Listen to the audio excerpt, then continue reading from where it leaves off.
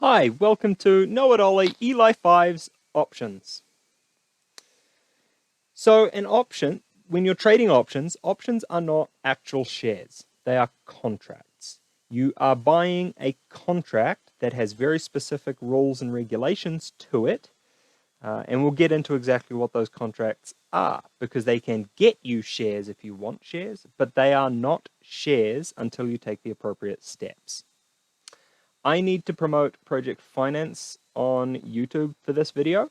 Project Finance, he has an options traders for beginners. This is almost a 3-hour video, and he has an incredible number of examples and things that he's put in there. It's massive.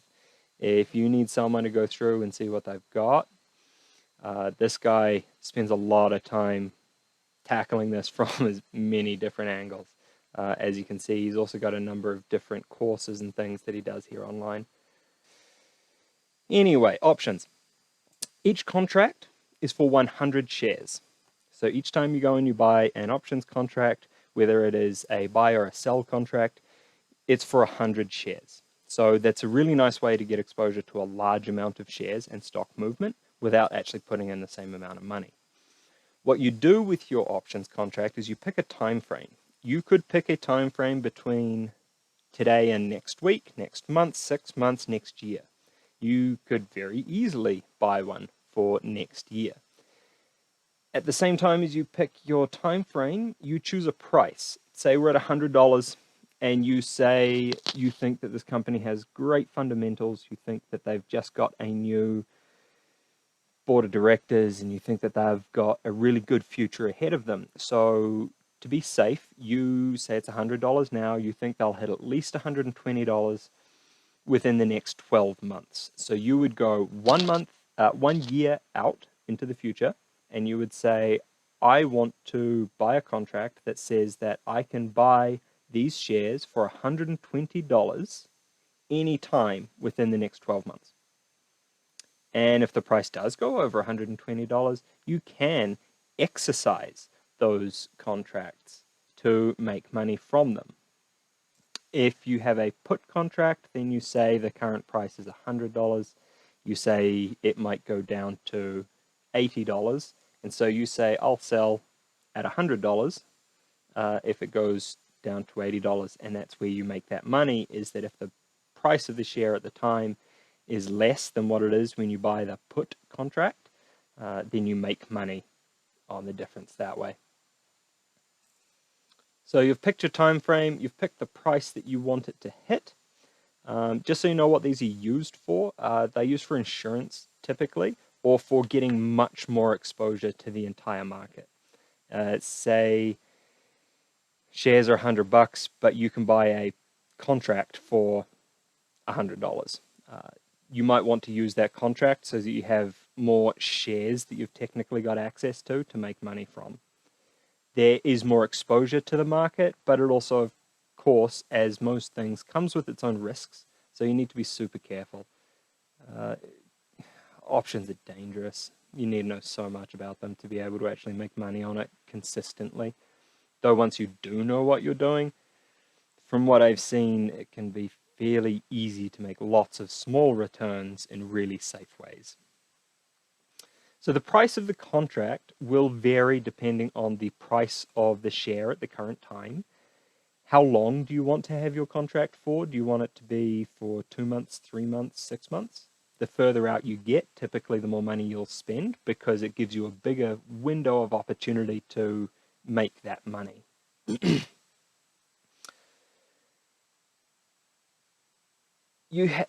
As you get closer to the time of expiry, the price of your contract will change. When people talk about trading options, they're typically trading that contract, which is worth 100 shares.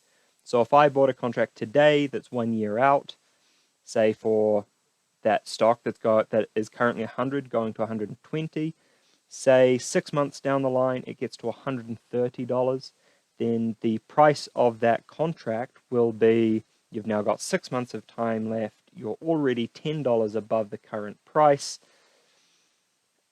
and the market makers will adjust the price accordingly. I could go into that, but it's it's more than I can get to an ELI5 level at this point. Market makers are the ones that are creating these contracts and connecting someone who has a put contract with a call contract.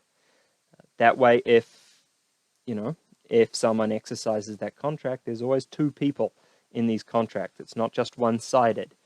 Market makers often will take the other side of that contract to provide liquidity to the market.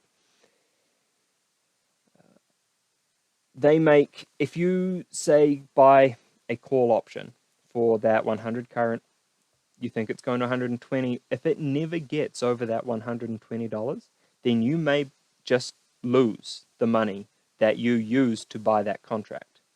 If that contract doesn't go into the money, then it will expire worthless, and you've just lost whatever money it was you spent to purchase the contract in the first place. So it is fairly difficult. That money that you put in to buy that contract goes straight to the market makers. So if you don't know what you're doing, all you're really going to be doing playing with options is giving money to hedge funds and market makers, because they know what they're doing. They've been in this game for a long time, and it can be really dangerous. Exercising your contract, you can either sell your contract for more than you bought it for, or you can exercise it, which means that you can buy those 100 shares per contract for whatever the contract price is. You have to have that money in your brokerage account to cover that purchase, but that is how you would exercise that. Say you bought two contracts. The price did go over $120 for that stock we're talking about. You sold one of those contracts, made enough money that you can exercise the other contract and buy all 100 shares. There are plenty of ways to use options, super complex and complicated. I highly recommend going and checking out this video if you've got the time. If you don't have the time, you shouldn't be playing with options because they're extremely complicated, and you need to put in your research and due diligence before you go play with them. So that is my attempt to ELI5 options. I hope it succeeded. Know it, Olly out.